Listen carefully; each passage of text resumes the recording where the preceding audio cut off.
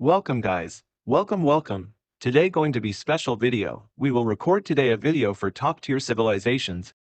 We're going to talk about War of Empires top tier civilizations and some PvP. I already prepared tier list. We're going to talk about general things in this video and armies itself. Don't forget to subscribe our channel, and without wasting time, let's get to the point. I feel the games are always one side. Is there any way to come back from a lost position on this game?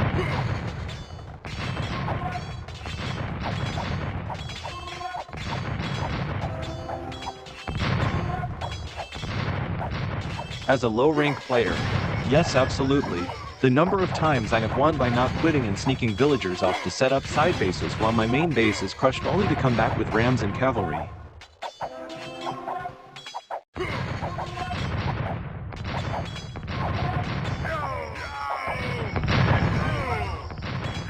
Wipe out their entire economy in one go.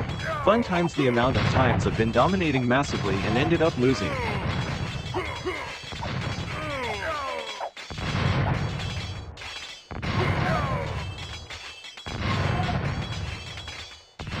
To have a comeback, you usually have to do something differently than how you had been playing, usually raiding. The lower the rank, the easier it is to come back. The higher the rank, the more you get punished for being behind.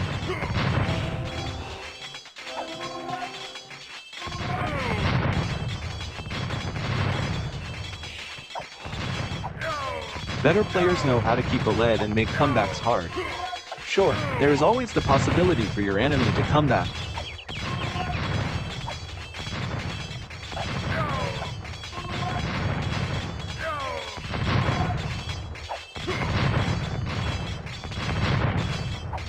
Just not for you. I think the key to coming back is preserving your resource gathering. You may lose a fight, you may lose buildings, but if your villagers are staying alive and moving back to gather something, then the game is never truly over.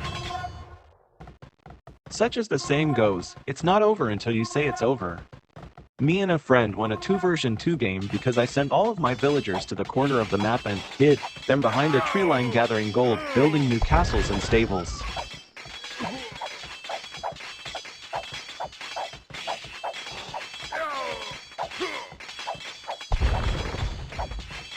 I didn't produce any military units the whole game.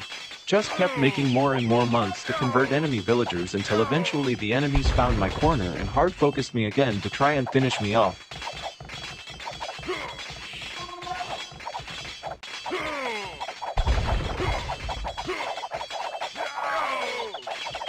In that time I was slinging all the resources I could to my friend, who absolutely demolished their bases with like 60 plus elite samurai. Pure beauty if you ask me.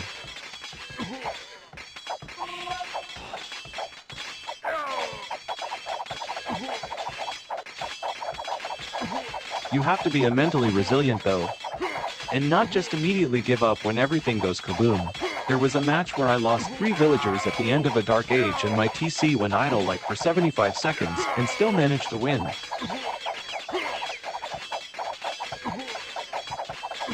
Lots of civs also have massive power spikes early on in the game but severely fall off later on in the game, and that naturally allows for lots of comebacks. Is it possible to make a comeback after your teammate is finished in early castle aggression?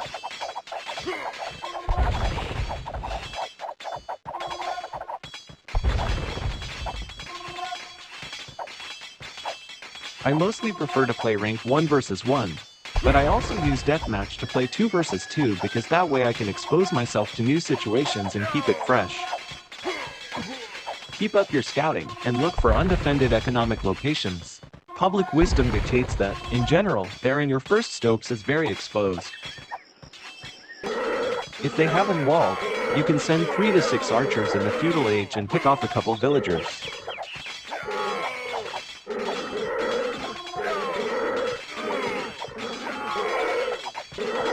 If you know they win with scouts, send 1 to 2 spearsmen with them. Early on, don't try to build a mega army. If you have 3 to 6 military units, attack. That last point was difficult for me to learn. Other locations that are sometimes exposed are the farms, berries surrounding their first mill, and gold.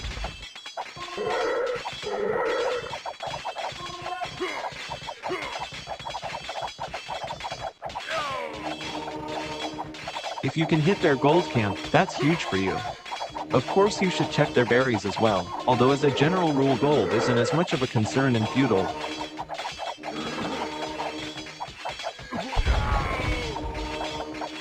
If they are taking gold, they might be tower rushing you. In that case, hitting the gold is very important. If they towered one of these locations, just remember that you can camp at the base of the tower and it can't hurt your army. Remember, they won't be able to get murder holes, aka point-blank arrows, for castles and towers until the Castle Age.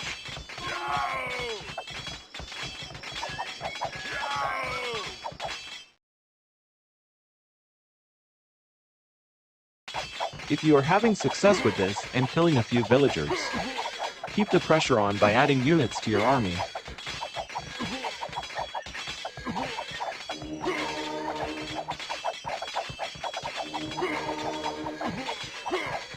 Try to cut off major resources and squeeze their economy. For example, if you start getting a lot of archers, take 5 to 6 and have them camp on their gold, while the rest harass elsewhere.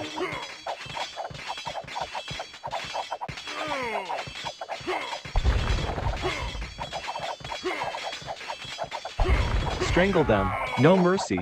If it's not working, work on your economy and try to get to castle before your opponent.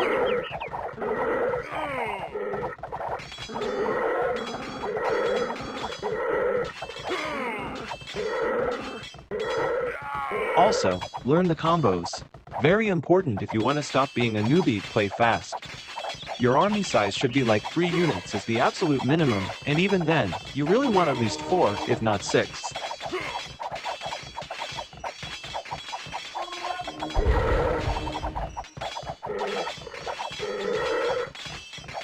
Any less, and you're giving up the element of surprise in exchange for a small amount of economic damage.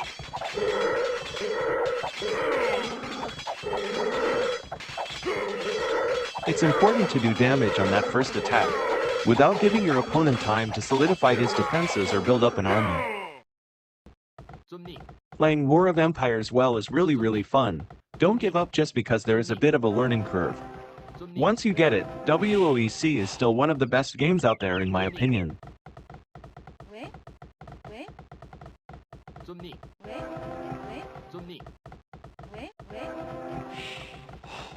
War, once declared, must be waged offensively, aggressively. The enemy must not be fended off, but smitten down. You may then spare him every exaction, relinquish every gain. But till then he must be struck incessantly and remorselessly.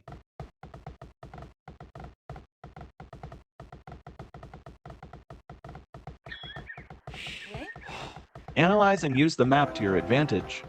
For example, if you have 2 good gold spots near your TC, make your first mill then stoke that is farthest from your opponent or on the one that is in the back of your base. If you're planning to mine gold but it is very exposed in front of your base, for instance,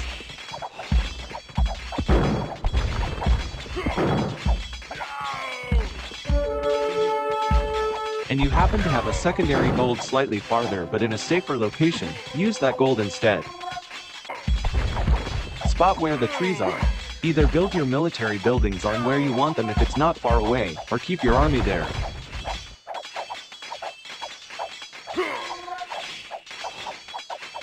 Wall off parts of the maps that can easily be walled. Are all your opponent's gold mines at the front of his base? Consider changing strategies on the fly and try to deny him that gold with an offensive tower, big feudal rush, etc.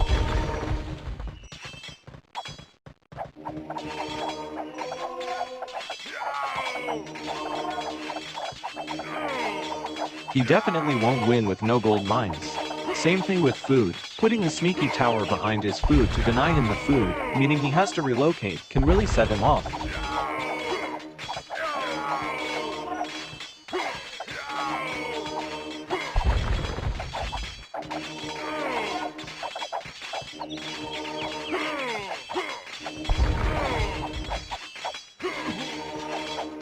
Careful sneaking your villagers over there though. Use your buildings as walls. You should basically be playing Sim City with your buildings. You're gonna have to build houses anyways.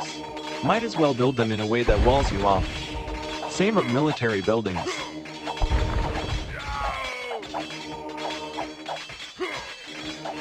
Research wheelbarrow tech at the TC. Do not skip this tech. It provides a great boost to your economy. Research it at some point in feudal age if you're feudal rushing, or shortly after castling unless you're going for an all-in castle rush and want to end the game ASAP.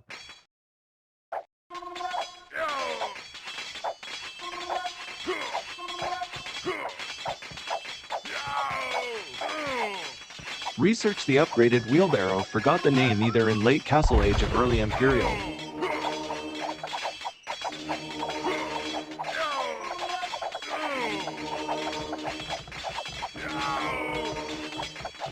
In scouting you don't need to scout everything like the pros do. But you should have objectives with your scout.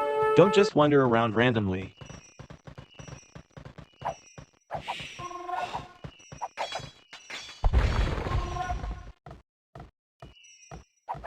For example, try to scout their food, gold mines to see if they are actually mining.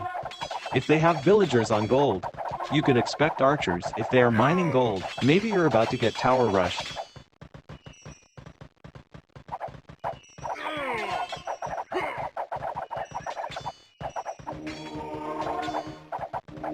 This really helps to prepare for what's coming and easily counter them.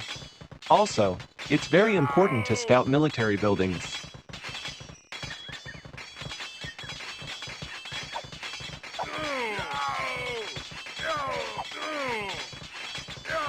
Look for their barracks. If you can't find it in their base, maybe it's near yours and are about to get rushed.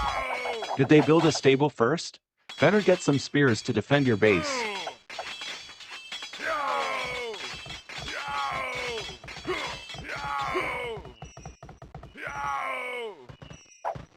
Knowing this will make you react better to what is to come. Time your attacks with upgrades. If your blacksmith upgrade still has seconds till it's done, don't send your army to fight. Retreat from the fight if you have to.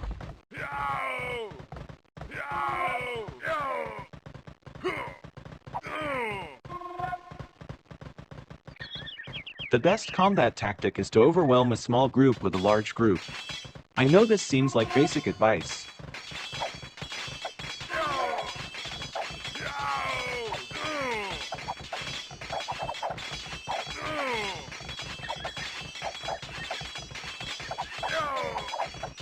But I have to keep myself from attacking a huge combat formation with a combat formation of equal force.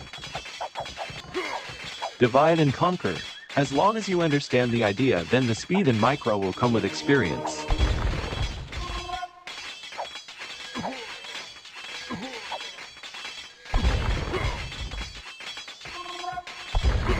Proportions of villagers? How to deal with gold. It finished pretty much soon. For proportions, it really depends on what units you are looking to make late game.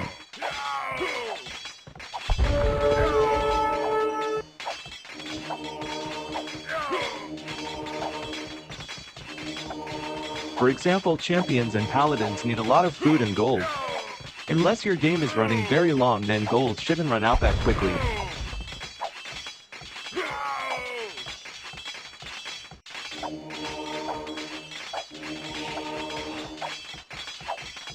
Just be more conservative during the game with your gold units and gold spending. Use the cheap units previously mentioned as cannon, arrow fodder.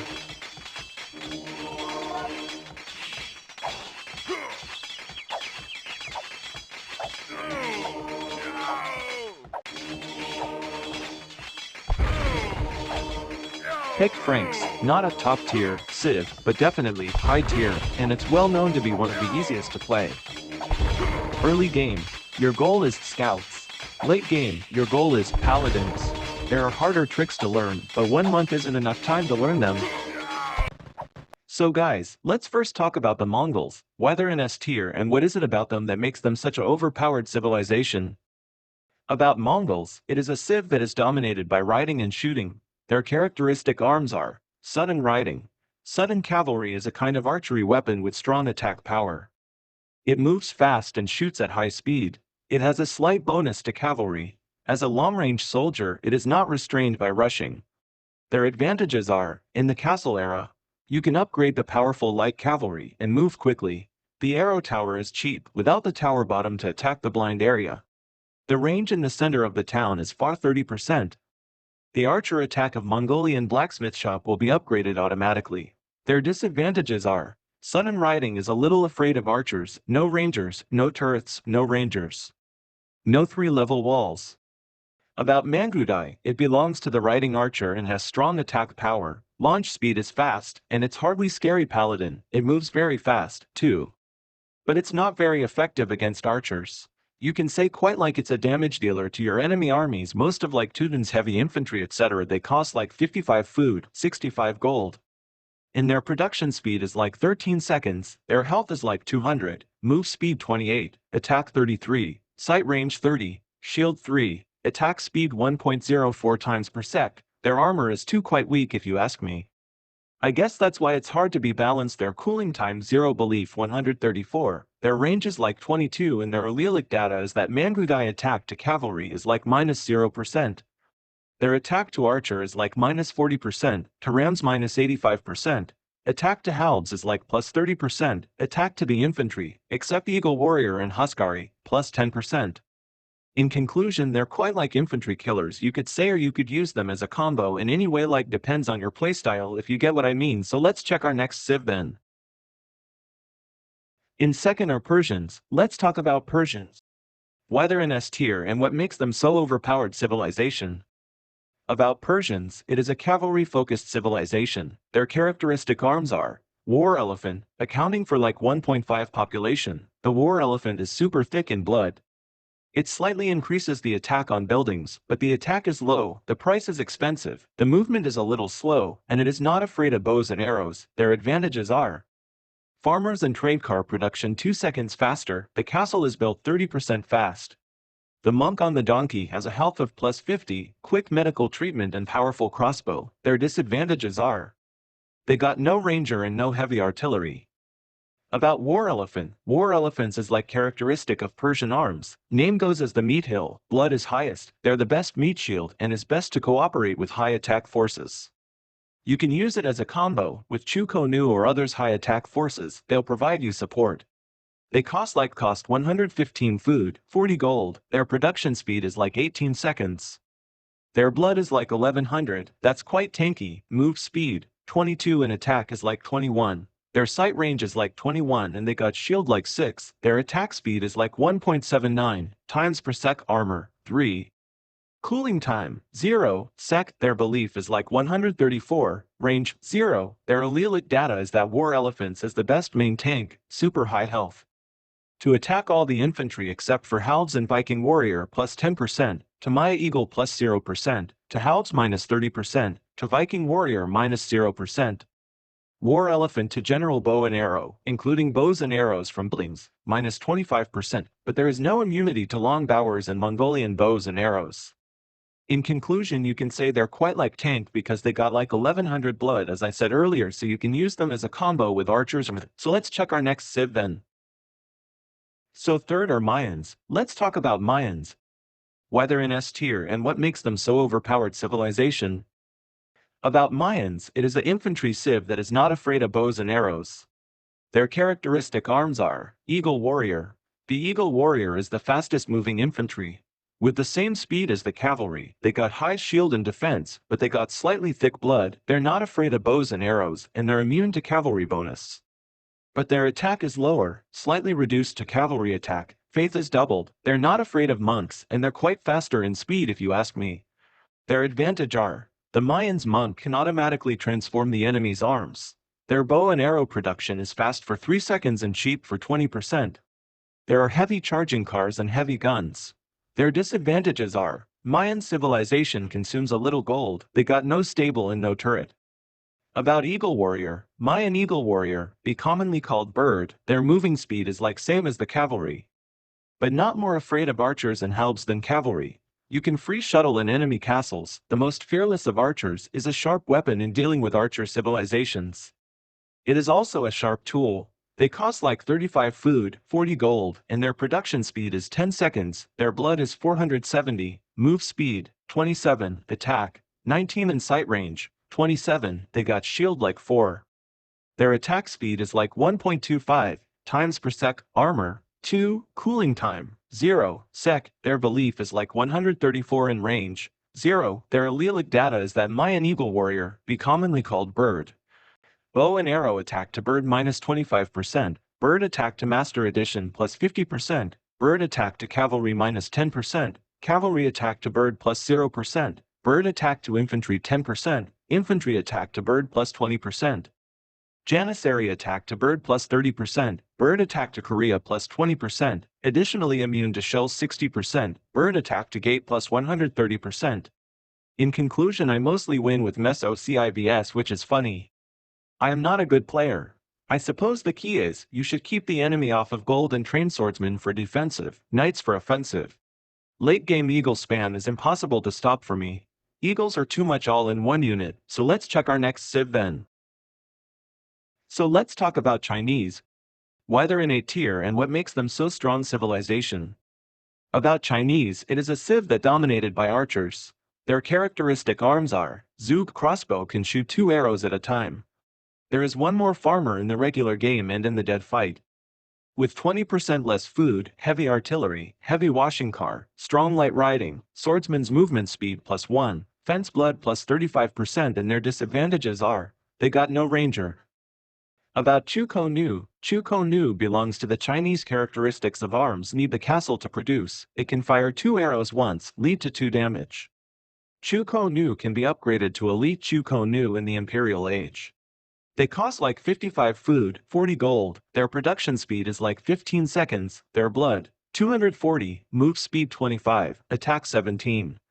Sight range 27 and shield 5, their attack speed is like 1.25 times per sec. Armor 2, cooling time 0 sec, their belief is like 134.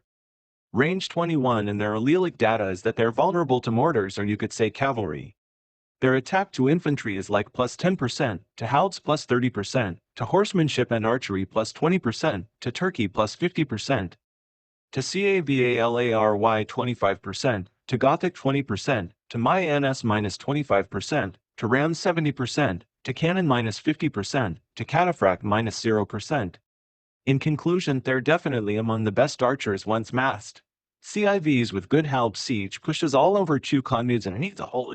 The implementation of the extra arrows causing them to be strong versus Rans has been factored into the civ for so long. So let's check our next civ then. So let's talk about Saracens, why they're in A tier and what makes them so strong civilization. About Saracens, the Saracens are an aggressive civilization with a particularly devastating early, mid and late game that is highlighted by their strong camel units. In their characteristic arms are slave soldiers. Slave soldiers belong to cavalry and archery. The blacksmith shop should upgrade its bows and arrows. Slaveholders throwing knives, which are very powerful in killing. They add 30% to all cavalry in addition to Byzantine cavalry, Byzantine slaveholders throwing knives, and 30% to Teutonic warriors, which belong to the culture of exclusive cavalry, but they are afraid of bows, arrows, artillery, etc. Their advantages are monk riding donkey, and their blood volume is plus 50. They got fast medical treatment, fast movement, heavy artillery, heavy car. Their arrow tower is cheap, no tower base attack blind area, and their disadvantages are that they got no ranger. About Saracen Mameluke, throwing the flying cutter, upgrading Iron Shop's long-range attack and defense is effective, major restraint cavalry including War Elephant because of its high attack. So the damage to the building is very big, is called the House Demolition Expert, but they're like weak to archers and mortars. They cost like 60 food, 60 gold. Their production speed is 17 seconds and their blood is like 310, move speed 28, attack 40, sight range 18, shield 1. Their attack speed is like 1.25 times per sec, armor 3, cooling time 0 sec. Their belief is like 134, range 15. Their allelic data is that Saracen Mameluke attack to cavalry is like plus 40%, elephants belong to cavalry but Mameluke to elephants plus 40%. And to Teutonic Knight plus minus 15%, to archers minus 30%. In conclusion, you could say they're like demolishers, they deal double damage to buildings and to cavalry etc. Nice camels. Some crazy build possibilities with the combos, but military-wise weaker than strong archer or camel civilizations, and economically not as potent like other cover-all basis civilizations like Chinese. So let's check our next civ then. So let's talk about Aztecs, Why they're in A tier and what makes them so strong civilization. About Aztecs. Aztecs are like infantry-based civ. There are two kinds of special arms, both of which belong to the infantry. At the same time, the castle produces two special arms. Leopard warrior and a leopard. Leopard skips cavalry, but is afraid of infantry. Leopard warrior skips infantry, but is afraid of cavalry and rangers. Their advantages are: monk automatically transforms, blacksmith's melee attack automatically upgrades one level, and their disadvantages are they got no stable and no turret. About Jaguar Warrior got high attack, but the blood is slightly less, suitable for close combat with other infantry though. They cost like 65 food, 50 gold. Their production speed is like 16 seconds, blood 380, move speed 25, attack 28, sight range 21, shield 4, and attack speed is like 1.25 times per sec, armor 3, cooling time 0 sec. Their belief is like 134, they got 0 range, and their allelic data is that Jaguar Warrior attack immunity to all melee infantry is like 30%. No reduction in cavalry, but the cavalry gave the same bonus as the other infantry plus 10%, additionally immune to shells 60%, to gate and wall plus 130%, to tower, to turret and to castle like plus 70%. About Jaguar, belonging to infantry, but the long-range service does not add to his bonus, slightly restrained cavalry. Their blood is higher, slightly hemorrhagic function, fast mover, but it is afraid of close combat infantry and their attack is lowest on buildings.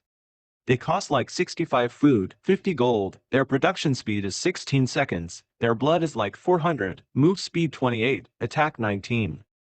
Their sight range 21, shield 2, their attack speed is like 1.25 times per sec, armor 1, cooling time 0 sec, their belief is like 134, they got 0 range, and their allelic data is that Jaguar belongs to infantry, but the long-range service does not add to his bonus, slightly restrained cavalry.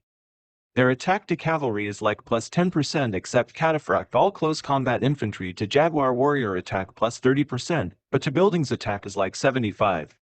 Additionally immune to shells minus 60%, in conclusion they would still be weak to their normal counters. Extra damage isn't going to suddenly make them counter siege, or archers, or castles. They are a power unit, yes, but one that needs to be protected, and even more so than other units, because they can't just be rebuilt, they must be retrained. So let's check our next civ then.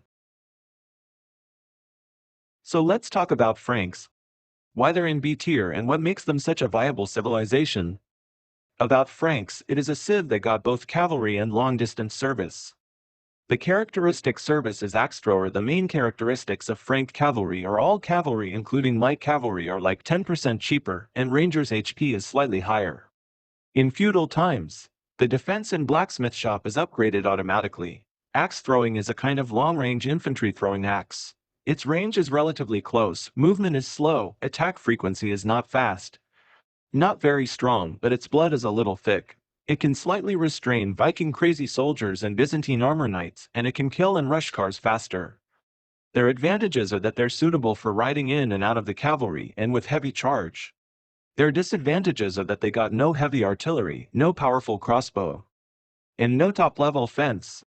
About Tomahawks, Tomahawk is an axe-throwing long-ranger arm, but the range is slightly short and the attack force is medium. They got slow movement, low attack frequency, but slightly thick blood.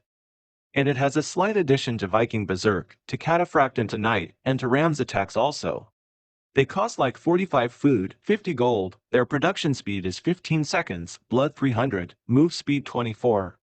Attack 32, sight range 24, shield 3, their attack speed is like 1.04 times per sec, armor 3, cooling time 0 sec, their belief is like 134, range 19, their allelic data is that Tomahawk. It belongs to the long-range army, to Berserk it deals plus 30% damage, to Cataphract plus 5%, and to Rams minus 20%. In conclusion, if you are 100% certain Night Rush is coming, you can YOLO with 1 TC Pikes plus Siege. Just go FC while advancing, add Siege Workshop, build Rams, kill Stables TCs. Or go Tower Rush. So let's check our next civ then. So let's talk about Vikings. Why they're in B tier and what makes them such a viable civilization. About Vikings, they're infantry-based civ. Their characteristic arms are Berserker. Berserker has less blood, but has the ability to return blood at any time. As infantry immune they got cavalry bonus, their shield defense is better. Their advantages are Viking monks can automatically transform enemies' arms. They got free upgrade of wheelbarrow and trolley. There are heavy guns and heavy vehicles, 20% higher trade profit, and they got 50% immunity of berserker to castle. Their disadvantages are that they got no ranger. About Berserk, the Viking warrior is the only force that can automatically return blood, and it is the infantry who is not afraid of cavalry. They cost like 65 food, 35 gold. Their production speed is like 12 seconds, blood 355, move speed 25, attack 23, they got sight range 21, shield 4, their attack speed is like 1.25 times per sec, armor 2, cooling time 0 sec.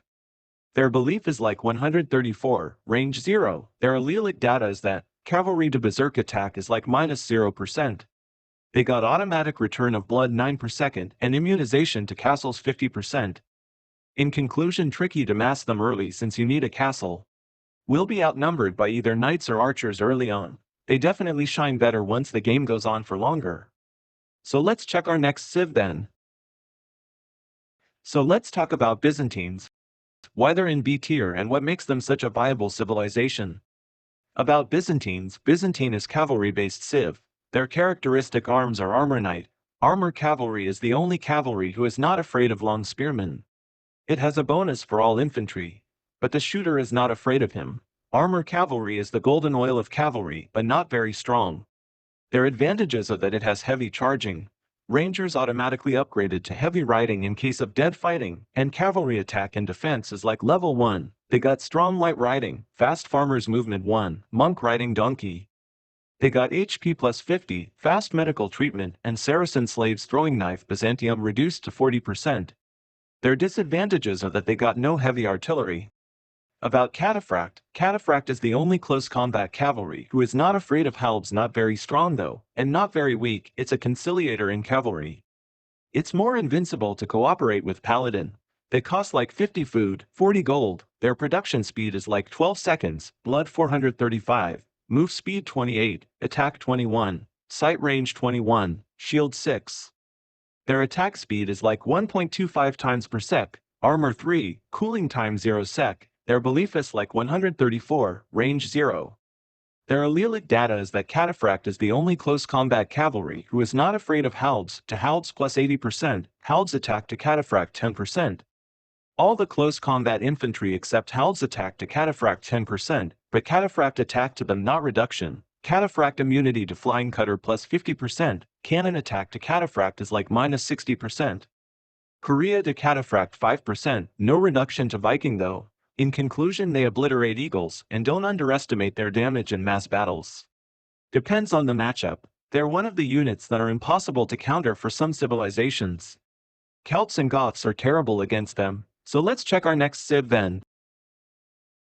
So let's talk about Koreans. Why they're in B tier and what makes them such a viable civilization. About Koreans, belonging to the remote country, the rocket launched by the carriage has some damage. Koryo's carriage belongs to the civ with high blood volume and high attack, which almost controls all other remote civs. However, it has special arms. Koryo's carriage accounts for 1.5 of the population, which is slightly expensive. The long-range weapons and catapults fired are relatively slow to fly, which is not conducive to aiming. The carriage's attack speed is not too fast. It's afraid of halbs close body. Rangers and elephants also. In addition, Koryo's base has a long range, a slightly cheaper tower, and no tower in the blind area at the bottom. The cannon reduced the carriage to 30% for cavalry and 25% for Maya and Gothic guards.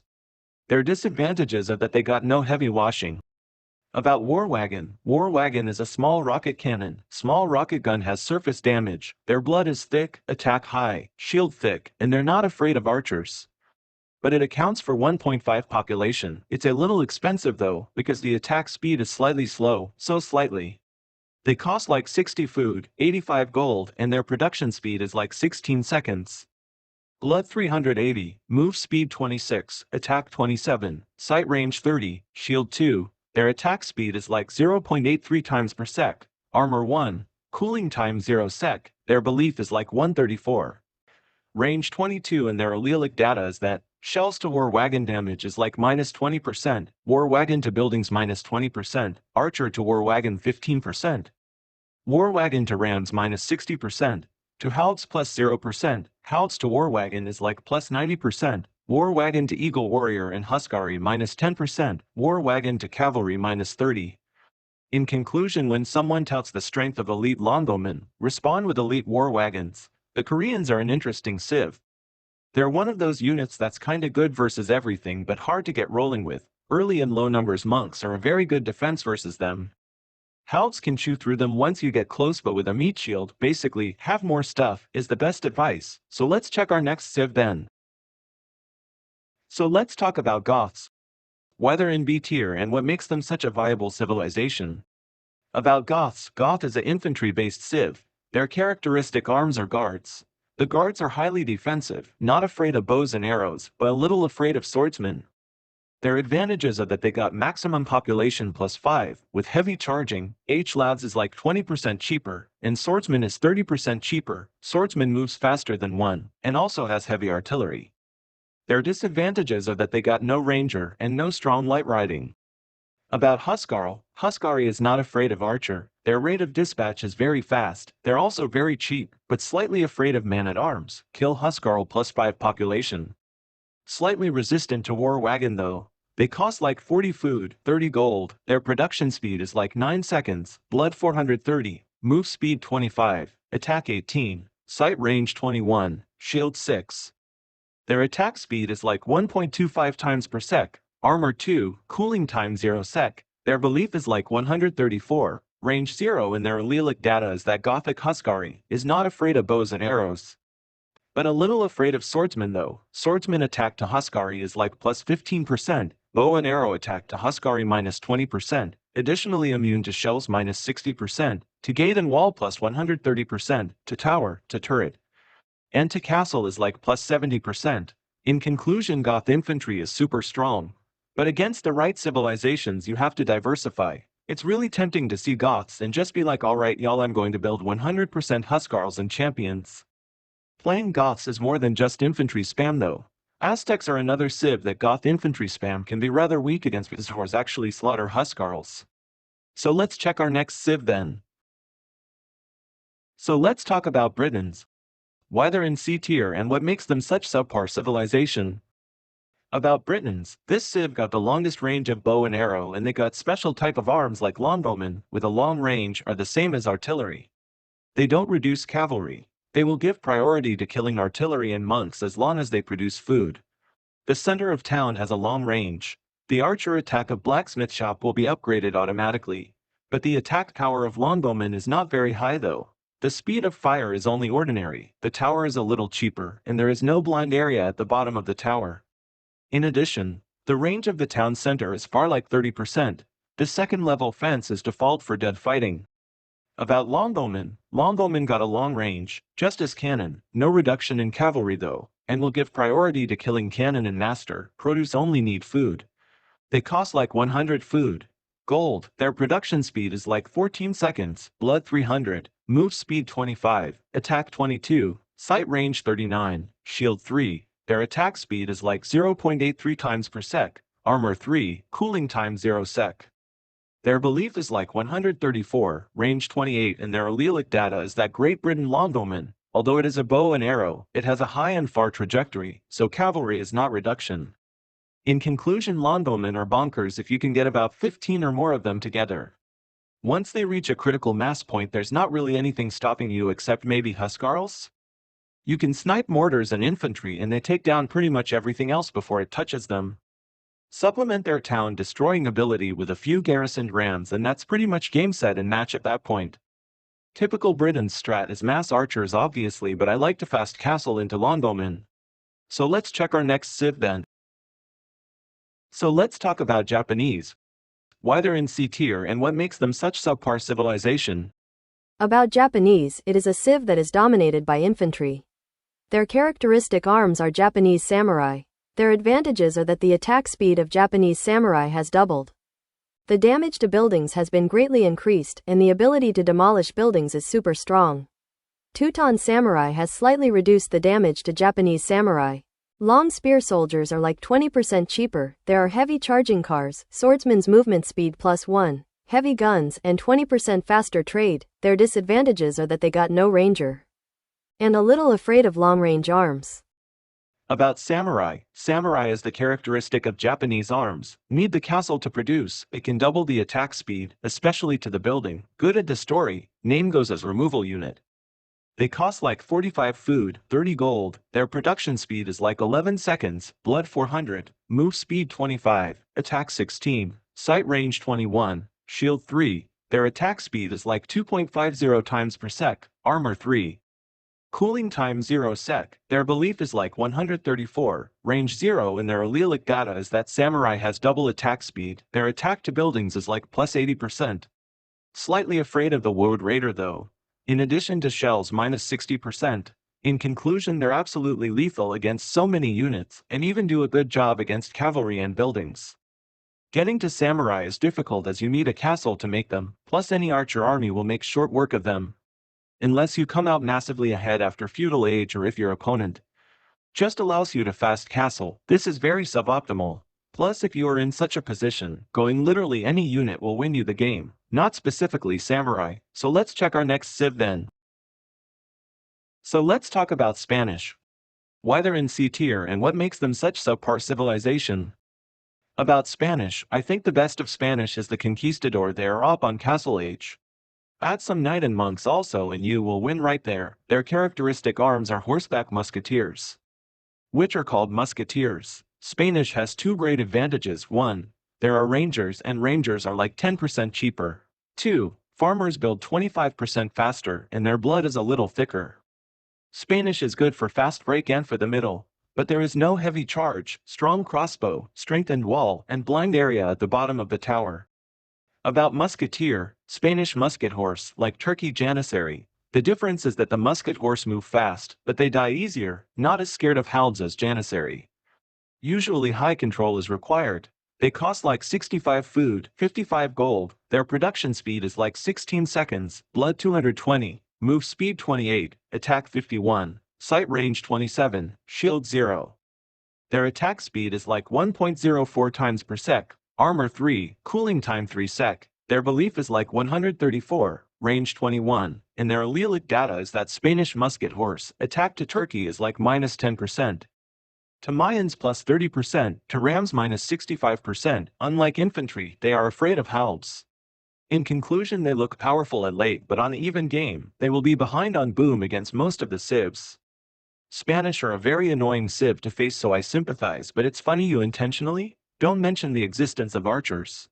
Which is interesting, because that is in fact your answer. It's archers. Archers counter musketeers. So let's check our next civ then. So let's talk about Turks. Why they're in C tier and what makes them such subpar civilization. About Turks, it is the only civ that got firearms, mainly guns and guns. Their characteristic arms are Turkish musketeers. Archery should be upgraded in the blacksmith's shop. Musketeers have great killing power, but they need loading time. The farther away they are, the more accurate they are. As the closer they are, the more accurate they are. Therefore, musketeers can defeat all infantry except samurai, but they are afraid of samurai and bow and arrow. A little afraid of rangers also. Their advantages are automatic upgrade of light cavalry. Cost of minus 30%, they got heavy artillery, cooling time of turret is like 30%, heavy car washing, cheap arrow tower, no turret bottom attack blind area, far range of town center 30%.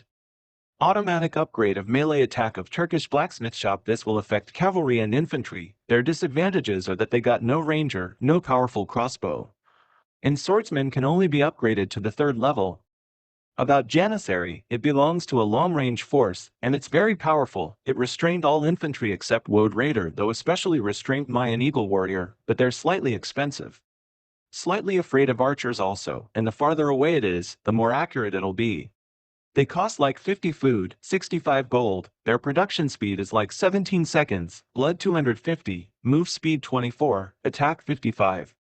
Sight range 30, shield 2, their attack speed is like 1.25 times per sec, armor 3, cooling time 3 sec, their belief is like 134. Range 24 and their allelic data is that halb's attack to janissary is like minus 25%, archer attack to Janissary plus 50%, to all infantry plus 20%, to Mayans plus 30%, to rams minus 65%. In conclusion, Janissary is a castle age unit for the most part. Janissaries outrange anything except Britain's longbowmen in castle age. In imperial age, after a castle drop, Janissary plus Mangonel is a push which is very difficult to deal with. In short, they're worth it, but you must choose wisely the circumstances when to go for them. So let's check our next civ then. So let's talk about Huns, why they're in C tier and what makes them such subpar civilization. About Huns, it is a cavalry-based civ. Cavalry is their main force. Huns has no special kind of army, but their cavalry is like 20% cheaper and light riding is 30% cheaper. It is suitable for fighting horse violence. Their advantages are there is no need to build a house, the archer moves and produces faster, and has a heavy-duty washing car. The dead fighting chief's spearman has been upgraded to a heavy gun. Their disadvantages are that their dead fight starts with one less farm, and they got no castle, only wooden fence. Also no stone wall. In conclusion, Huns are good pretty much every stage of the game. Not a good BF or slow map civ, but they do fine in any case of scenarios and were for a long time the best civ in this game. Their best units are, of course, all cavalry. The problem is that they are easily countered if your opponent gets the time to mass pikes. Huns don't have a good DPS fallback like other cavalry civs like Franks, who can make infantry and mortars instead. Huns are missing champion, though, if you are desperate, the 2H swordsman can still counter trash spam. It's best not to let your opponent get to the point where he has infinite upgraded trash and possibly a good idea to bring a counter to the inevitable pike army. Because Huns are so one-not, there's a fair bit of metagaming against them. Huns have A+ cavalry, but you can fully upgrade them in Imperial Age. Massed cavalry are very good at raiding and destroying buildings and castles. So let's check our next civ then. So let's talk about Teutons, why they're in C tier and what makes them such subpar civilization. About Teutons, it is civ where infantry and cavalry are equally important. Their characteristic arms are Teutonic warriors. Teutonic warriors are the most powerful infantry with high lethality and thick blood. They only walk slowly and are afraid of artillery and other long-range arms. Their advantages are they got like 30% faster turret cooling, 1 second faster cavalry production, 1 second faster farmer movement, 30% faster castle construction, they got long halberd. In heavy artillery, their disadvantages are that they got no strong light cavalry and no heavy charging. About Teutonic Knight. Teutonic Knight is the characteristic of Teutonic arms, need the castle to produce, their fighting capacity of infantry is the best, also strong killing ability. Blood is Maecenas, name as the king of melee, weakness is move slowly, fear cannon, and little be afraid of heavy artillery though. They cost like 60 food, 35 gold. Their production speed is like 14 seconds, blood 660, move speed 23, attack 48, sight range 21, shield 5, their attack speed is like 0.83 times per sec, armor 3, cooling time 0 sec. Their belief is like 134, range 0, their allelic data is that Teutonic Knights be known as unusual strength but attack to samurai is like minus 10%. In conclusion, if you're on a Hal plus siege push, they counter with infantry, you add Teutonic Knights, also to defend your castle from melee plus ram pushes. Apart from that, few real uses. I know it is a meme unit, but it seems like it dies even to compositions that it is supposed to counter every time. I once tried making Teutonic Knights plus heavy artillery against archer plus eagle combination. And those slowpokes cannot even protect the siege. Eagles can just run past them, snipe all the siege and retreat. Delete to free up pop space. More seriously, you need to force an engagement. Defensively that is easy, they can defend you castles from rams very well, or protect siege choke points. Offensively you need to just walk up to a slow target like a building and raise it. Paired with rams to soak up arrow fire and help with the raising, you have a nice combo that costs a good mix of resources that can just run through a base. Shrug off a lot of attacks and level pretty much anything to the ground. So let's check our next civ then. So let's talk about Celts, why they're in C tier and what makes them such subpar civilization. About Celts, it is a civ that is dominated by infantry. Their characteristic arms are Pine Blue Warrior, Samurai Matsumoto, gold free, fast movement, slightly bonus to Samurai. They got low defense though, it's the only infantry that can kill firearm. It also has a big bonus on Hald's attack. Their advantages are long spearmen is like 20% cheaper, and swordsmen can produce 2 seconds faster. There are heavy guns, there are heavy vehicles, and the speed of vehicle flushing is like 20%. Trade cars can get food 30% faster. In feudal times, also long spearmen can be upgraded. Their disadvantages are that infantry are more afraid of bows and arrows, they got no rangers, and the cost of upgrading feudalism is more than 100 food. About Woad Raider Celts, be commonly called Skirtman, Mobile Express, produce only need food just as cavalry, is the only bullet-free close combat, killing halbs is also helpful. They cost like 75 food, 0 gold, their production speed is like 10 seconds, blood 450, move speed 26, attack 21, sight range 21, shield 4, their attack speed is like 1.04 times per sec, armor 3. Cooling time 0 sec, their belief is liquor 134, range 0 and their allelic data is that they got gun defense, anti-gun, bullet damage to it is like minus 30%, to halbs plus 40%, to samurai plus 30%. Additionally immune to shells minus 60%, their attack to gate and wall plus 130%, to tower, to turret, and to castle is like plus 70%. In conclusion, their claim to fame was their speed. But nowadays elite eagle warriors can outrun them. Now they're more or less just a faster version of the champion, but with lower bonus damage on some fronts. They close the gap with archers very fast and kill them in 3 hits. That's a feat that not many infantry units can achieve. They're faster than generic infantry and thus pose a better threat to archers as well as siege. Their speed and infantry status make them an excellent pairing with knights. The raiders can readily destroy opposing pikemen or buildings, clearing the way for your cavalry to raid or do whatever they were going to do. And they do a much better job of keeping up with the cavalry. The key is that they're not actually the bulk of the army at any point. Instead, they are generalists whose speed and lack of cheaply exploitable weaknesses allow them to add backbone to any unit composition, while also being an excellent defensive asset when being pushed by siege. There are some buts. If you want to know my opinion about specific civ, in what scenarios it can be good, in what scenarios it can be bad, rewatch this video. But for now it is over. I hope it'll help new players to figure out which civs are good and which civs are bad. How to come back in PvP, because we mentioned this at the beginning of this tier list and again. Thank you guys for watching. Don't forget to press like button and don't forget to join our small community in Discord. And yep, for today I guess it's over. Again, love you all. Thank you again for activity in chat. Even though I was not talking much, second part of the video was explaining you things. Thank you for your likes, thank you for joining our community. And we're gonna see each other tomorrow.